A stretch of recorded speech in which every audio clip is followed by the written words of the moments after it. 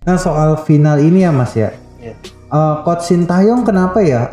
Saya perhatiin tuh dia tuh kalau di leg pertama selalu bertahan gitu, berhati-hati mainnya gitu. Sementara pas di leg kedua dia selalu lepas gitu permainannya. Kenapa nggak dari leg pertama aja gitu dia bermain lepas kan?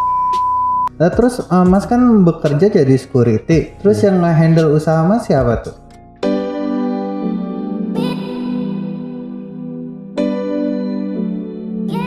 Halo guys, balik lagi bersama saya Abdul di channel GBN Indonesia. Kali ini kita akan membahas soal tim nasional yang sudah berlaga di kejuaraan AFF dan kita peringkat 2 jadi runner up. Selamat buat timnas kita, terutama Coach Sintayong yang sudah berhasil merevolusi permainan kita yang cukup indah menurut saya sih. Ya, Teamworknya tuh ada banget gitu. Nah di episode kali ini saya bersama personil GBN sekaligus penikmat sepak bola juga. Iya betul Bang. Iya. Ini ada Mas siapa Mas? Bang Arya. Iya. Oke. Bang Arya ini suka sepak bola dari tahun berapa nih Mas? Dari kecil sebetulnya.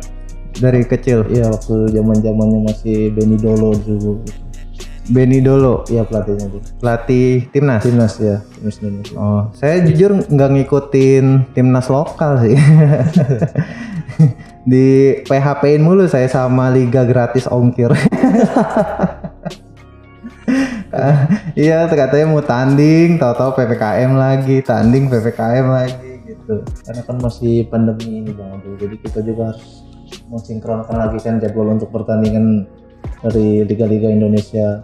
Apalagi kita angka COVID-nya itu kan masih tinggi gitu kan. Iya. Sempat tingginya banget gitu. Oh, oke. Kalau tim ini Mas di luar negeri, Mas klub apa nih favoritnya? Kalau dulu sih saya Real Madrid. Real Madrid. Ya. Kok dulu? Sekarang apa nih? Sekarang ke Liga Inggris paling larinya sih. Oh, ke Liga Inggris. Iya. Apa tuh klubnya? Klub favorit? Chelsea.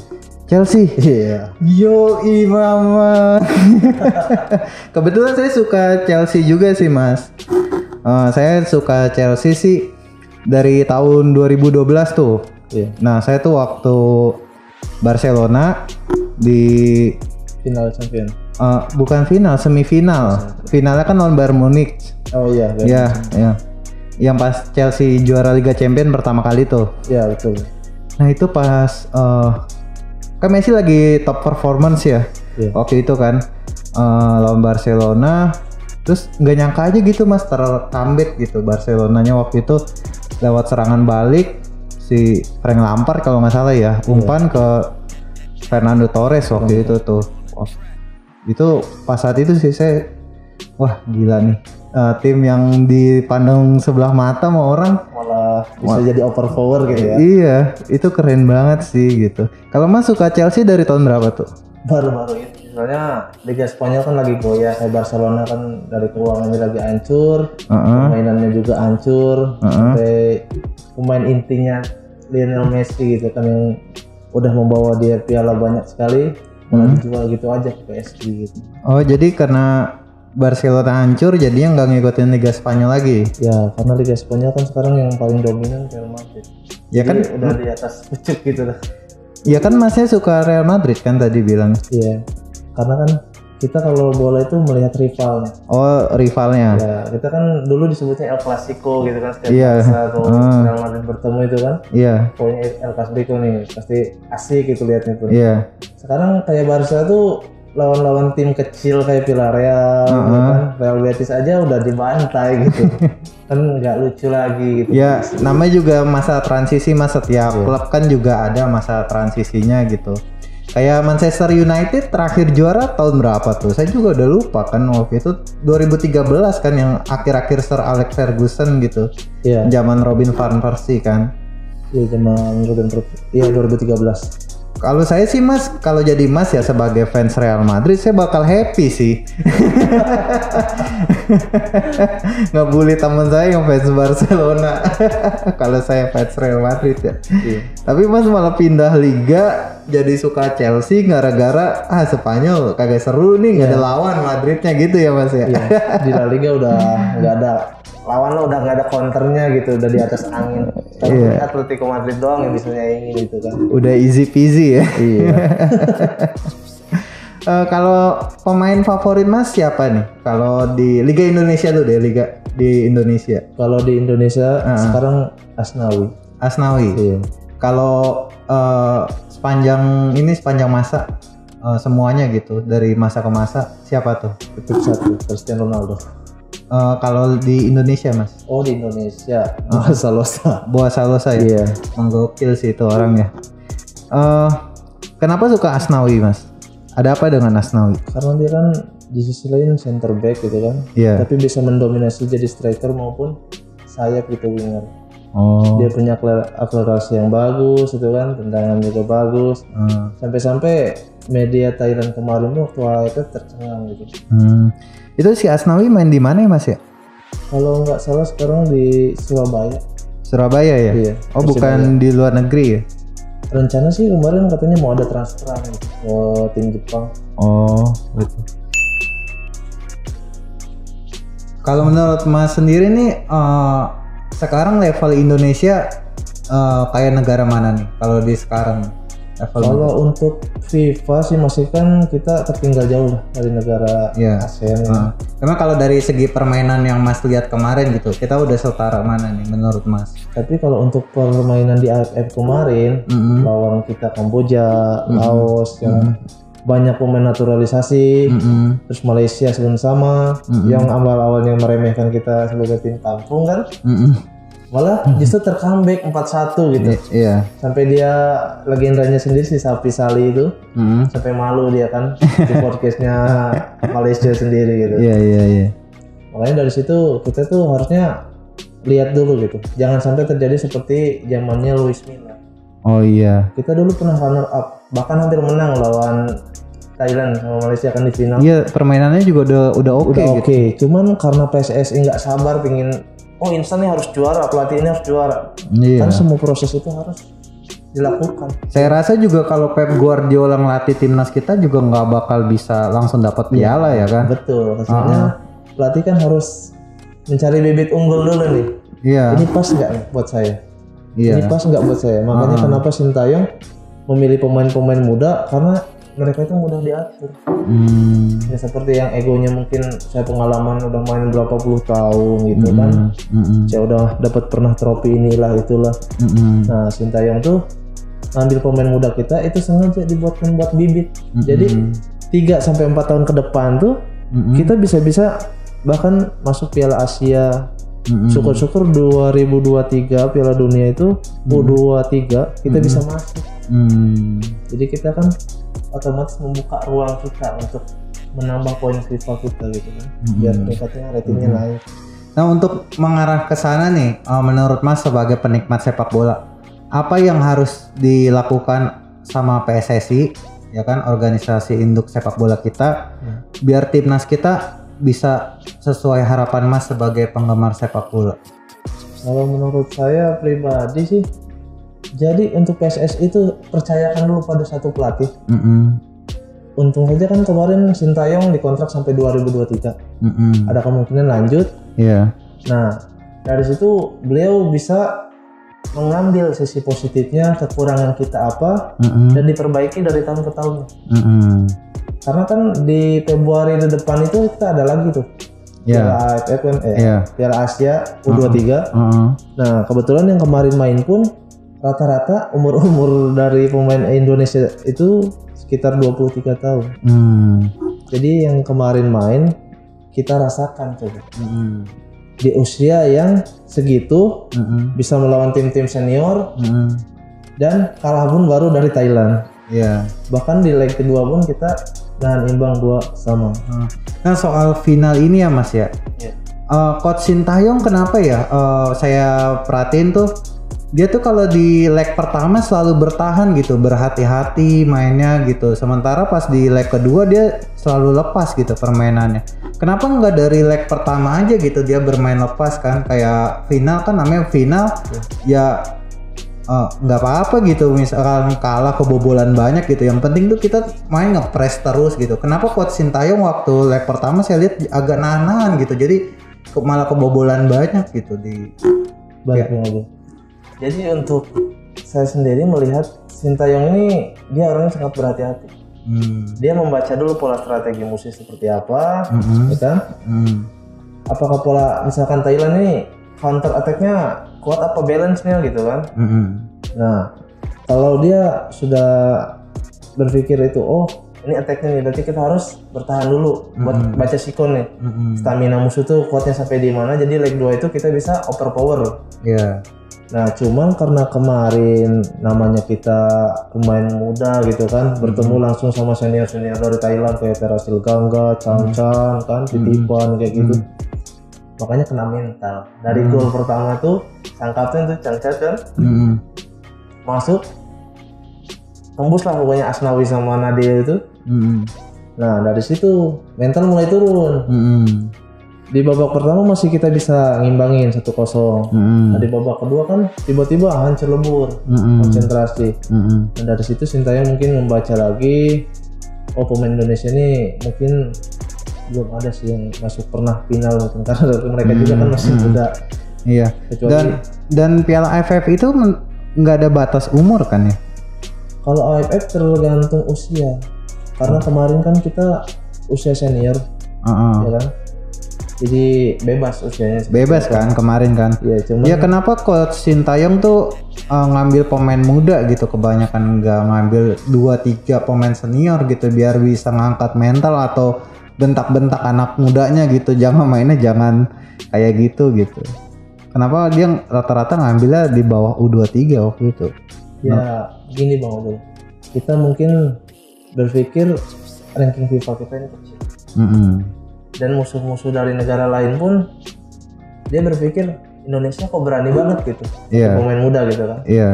Dan tanpa kita ketahui dia bahkan bisa unjuk gigi gitu, bisa membuktikan ini pemain muda aja bisa sampai seganas ini gitu.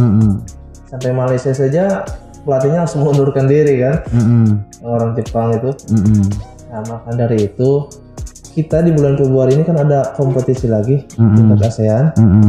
Itu U23, berarti pemain yang kemarin tuh masuk lagi. Nah, dari situ kita baru bisa membandingkan di umur seperti itu negara-negara lain maupun tidak seperti Indonesia. Seperti itu Bang Abi.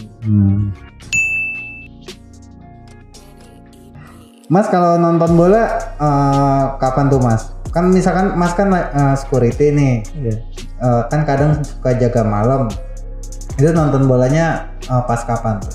Disesuaikan aja. Kalau saya kan pasti lihat jadwal dulu. Misalkan ada yang saya suka gitu kan, saya nonton. Paling di YouTube sih, nggak langsung. Highlight ya paling. Iya, kecuali mungkin Sabtu Minggu ya. Kalau Sabtu Minggu adanya sih paling ya nonton malam-malam langsung. Oh Mas, Sabtu Minggu tuh ini libur. Libur ya. Oh libur. Mas udah berapa tahun nih kerja jadi security? Sekitar ya mau 3 tahun. 3 tahun ya. Itu 3 tahun itu pengalamannya dari GBN. Iya betul. Dari GBN semua. Dari GBN awal, semua ya. Sampai sekarang. Iya. Kayak kemarin kan saya interview Mas Arnold sama Mas Irwan ya. Iya. Itu kan dia kan sebelumnya kerja juga gitu di outsourcing lainnya gitu. Kenapa Mas memilih GBN gitu untuk memulai karirnya menjadi security? Sebetulnya sih dulu iseng gitu kan, karena ya dulu kan bisnis sendiri gitu kan. Oh iya. Habis kerja dulu kan resign dari Kalimantan, akhirnya buka bisnis sendiri. Akhirnya kan bisnis udah jalan nih. Nah jenuh. Saya dapat jenuhnya nih kan. Nah cita-cita saya berhubung jadi TNI dulu. Karena posisi saya udah umur nggak masuk kan. Ditambah lagi saya pernah kecelakaan, sini kan pernah retak nih tulang saya. Oh iya, TNI nggak boleh retak ya? Ya, jadi ada cacat lah gitu kan. Nah, makanya dari situ saya, udah apa ya yang mirip-mirip. Akhirnya saya mikir, satpam aja kali ya gitu. Kenapa nggak jadi pemadam kebakaran? Kalau pemadam kebakaran sebenarnya ada spesifik tersendiri sih. Karena saya kan sendiri bukan alergi asap, sebenarnya kena asap itu mata langsung merah gitu. Jadi makanya saya nggak perokok juga. Jadi makanya Mas lebih milih security ya? Iya betul. Tadi Mas cerita usaha gitu, Mas lagi mulai usaha terus udah mulai jenuh baru jadi security ya? Iya. Kalau boleh tahu usaha apa tuh Mas? Sekarang sih sampai sekarang masih kuliner. Kalau dulu sampai supplier makanan segar itu fresh market dari seafood sayuran. Makanan apa tuh Mas usahanya? Ya kayak olahan dari laut gitu. Olah-olahan. Kayak bakar-bakaran gitu ya? Bisa dibakar, ada yang direbus. Kayak ini ya, kayak pecel lele di pinggir jalan gitu ya? Enggak, kita lebih ke kayak angkringan aja gitu. Angkringan? Iya angkringan tapi punya tempat gitu. Gitu. Iya. Kayak udang, lobster gitu ya? Iya, tempat seafood gitu. Iya, seafood gitu ya. Itu di mana tuh Mas? Di Ruko? Ya iya, di daerah Banten. Gitu. Nah, terus Mas kan bekerja jadi security. Terus yang nge-handle usaha Mas siapa tuh? Ada saudara saya. Saudara kandung saya. Saudara kandung. Iya. Jadi nanti ibaratnya bagi hasil ya? Iya betul. Jadi kan dia awalnya nggak paham, jadi kita ajarin dulu kan, biar paham. Setelah paham ya baru saya tinggalin waktu itu. Jadi sampai sekarang pun alhamdulillah masih jalan. Jadi Mas ngelepasin aja gitu saudara Mas dari mulai belanja terus. Biasanya kan kita istilahnya udah klop dari kecil gitu kan. Iya. Karena kan masalah uang sensitif. Makanya saya percayain sama dia. Gitu. Karena kalau sama orang lain saya kurang percaya gitu. Iya gitu. Berarti ada tuh pembukuannya ya? Ada. Jadi Mas ngecek aja ya? Tinggal ngecek, terus kita lihat prosesnya masih istilahnya sesuai SOP yang kita jalanin dari awal apa gimana gitu. Kalau misalkan udah agak menyimpang kan, kita coba benerin lagi gitu kan. Terus misalkan ada komplain dari konsumen atau gimana, oke lah kita handle dulu. Dan saya pikirin solusinya kayak gimana biar nanti ketika konsumen itu lagi ke situ, baru kita kasih solusinya itu kayak gimana gitu, kurangnya di mana, dia ingin seperti apa. Makanya alhamdulillah sampai saat ini usahanya masih jalan. Itu saudara Mas ngurus sendiri atau ada karyawan juga? Ada kayak teman-teman juga bantu jadi karyawan. Gitu. Oke. Ini Mas kedepannya punya rencana apa nih? Apakah tetap kayak sekarang meneruskan karir sebagai security, mengambil pelatihan Gada Madya gitu ya kan? Atau berjalan aja gitu dua-dua, usaha sama jadi security? Sebetulnya seenak ngejalanin dua-duanya. Iya. Kita di Satpam pun berkarir, di luar juga kita berkarir. Jadi istilahnya kalau misalkan kita dari sini ya istilahnya nabung lah. Iya. Nabung ilmu, nabung pengalaman, nabung uang juga. Iya. Kalau di luar kan kita istilahnya ya udah pastilah kita punya kebutuhan kan. Suatu saat kan kita punya anak juga gitu kan, pengen beli rumah dan lain-lain. Makanya saya mumpung belum 30 tahun, jadi tenaganya mesti overpower gitu kan. Oke lah, gak apa-apa, gue lebih baik capek istilahnya sekarang pas masih muda dibanding nanti pas udah tua rebut-rebutan warisan. Gitu. Oke. Mas udah ngikutin pelatihan Gada Pratama ya? Siap, udah. Itu angkatan keberapa Mas waktu itu? Angkatan ke-23. 23. Iya, berarti awal-awal masuk tuh ya, baru setahun jadi security langsung pelatihan gitu atau gimana? Betul. Awal-awal kan dari sini, dari Monaco kita ditugasin ke lokasi karena waktu itu ada beberapa orang yang resign. Makanya kan kita harus siap backup tuh karena kekosongan. Ya makanya saya ada keterlambatan sekitar 7-8 bulan buat ikut pelatihan. Setelah itu baru kita pelatihan. Oke. Mas ada hari ini nggak Mas rencana buat ikut pelatihan Gada Madya? Kalau tahun ini sih belum bisa. Cuman niat saya itu tahun 2023 awal tuh harus. Itu Mas direkomendasiin sama Danru Mas ataukah pengen aja gitu? Sebenarnya tahun ini sih direkomendasiin sama Danru juga, sama koordinator juga. Kenapa nggak ikut? Nah cuman saya kan mikirnya waktunya. Oh ya karena Mas punya usaha ya. Iya. Makanya dari itu saya bingung nih manajenya. Karena belum nemuin yang pasti dulu kan. Makanya saya belum berani ngejawab iya. Iya. Saya oke lah tahun depan awal saya siap. Oh oke. Mas usahanya itu brandnya apa Mas namanya Mas? Kalau ini sih nggak terkenal ya. Karena kan mungkin namanya di komplek-komplek kayak gitu kan. Oh iya. Tapi ada kan namanya? Ada Seafood Micu. Seafood Micu. Iya. Itu di promosinya di mana tuh? Di sosial media? Enggak, kita dari masih orang ke orang aja sih. Orang ke orang. Ya kalau sosmed kita kan butuh modal gede tuh. Oh iya. Buat ngeramein gitu kan. Enggak juga sih Mas, cuma modal HP aja sih paling. Sama modal konsisten. Iya itu karena waktunya lagi kita lain lagi keluar. Iya. Kalau misalkan ojol-ojol gitu udah terdaftar Mas bisnis Mas? Kalau di Shopee Food udah. Shopee Food udah. Kalau itu ojol Gojek sama Grab enggak. Oh oke. Terus kalau misalkan